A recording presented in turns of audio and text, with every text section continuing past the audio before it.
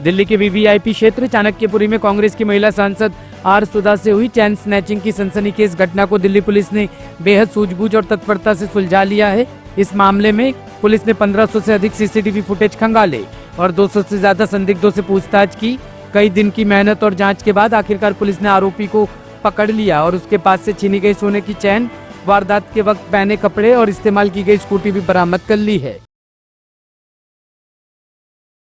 एक माननीय सांसद के साथ में चैन स्नैचिंग हुई है, उसकी गंभीरता को लेते हुए इमीडिएटली हमने मल्टीपल टीम्स गठित की और इंटर डिस्ट्रिक्ट कोऑर्डिनेशन वैसे नॉर्मली भी हम करते हैं किसी भी सेंसिटिविटी केस को या इन जनरल भी केस को सुलझाने के लिए इंटर डिस्ट्रिक्ट कोऑर्डिनेशन में multiple teams of different districts की गठित करके इस केस के लिए हम आगे बढ़े। इसके अंदर हमने अभी तक with in 48 hours I must say कि टीम के गुड कोऑपरेशन और कोऑर्डिनेशन से अक्यूज़ को हमने इसमें डिटेन अरेस्ट कर लिया है और जो चैन थी वो भी पूरी हमने उसमें रिकवर कर ली है।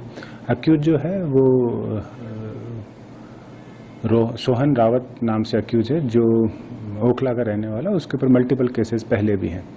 तो उसने जो स्कूटी भी इस्तेमाल की थी वो भी हमने अपने इन्वेस्टिगेशन में पाया कि चोरी की स्कूटी है। सर, इसने चाणक्यपुरी इलाका ही क्यों चुना, जबकि सबको पता होता है कि हाई प्रोफाइल इलाका है, इसके बारे में क्या कहेंगे?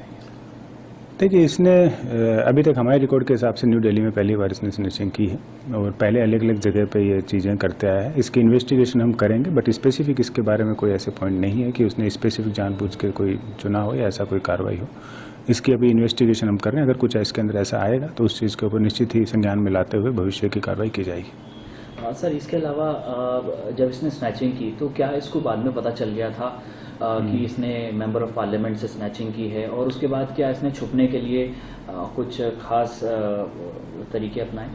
हमें ऐसा लगता है कि जितना मीडिया में चला था उसके हिसाब से इस चीज़ को इसको अंदाज़ा हो गया था, क्योंकि वो स्पेसिफिक जगह और टाइम भी चला था मीडिया के अंदर ही कहाँ स्नैचिंग की है, तो इसको पता चल गया था कि इसने मेंबर ऑफ पार्लियामेंट की स्नैचिंग की और उसी के कारण हमें काफ़ी समय भी लगा इसको ढूंढने में, वरना इसको हम हो सकता है जल्दी भी इसको पकड़ लेते। सर, ऑपरेशन किस तरह से चला, कितनी टीमें लगाई और आखिर ब्रेक थ्रू कैसे मिला इस पूरे केस को?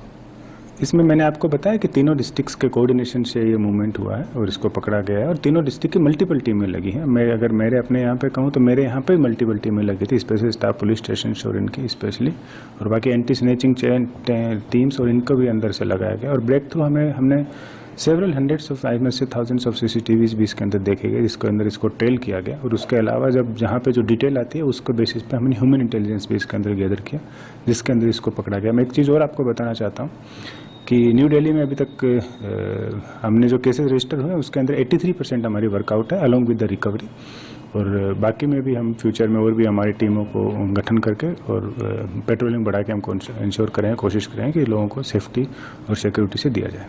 अकेले ही स्नैचिंग करता है या फिर इसके साथ भी कोई मौजूद था?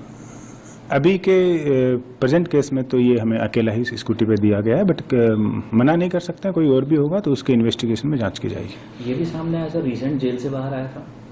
हाँ, उसकी भी हम अभी इंक्वायरी कर रहे हैं कि एग्जैक्टली कहाँ ये गया था और कब ये जेल से आया था। बट हाँ, इसके ऊपर मल्टीपल केसेज हैं, जेल में गया और जेल से बेल पे ही बाहर आया हुआ है। सर, एक इम्पोर्टेंट सवाल कि इसमें डेली एप्लीकेशन लगेगी तो उसके खिलाफ भी आप लोग खड़े होंगे?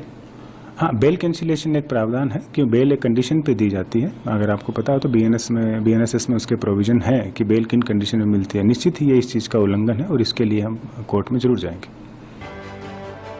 ब्यूरो रिपोर्ट, टीम मानस न्यूज।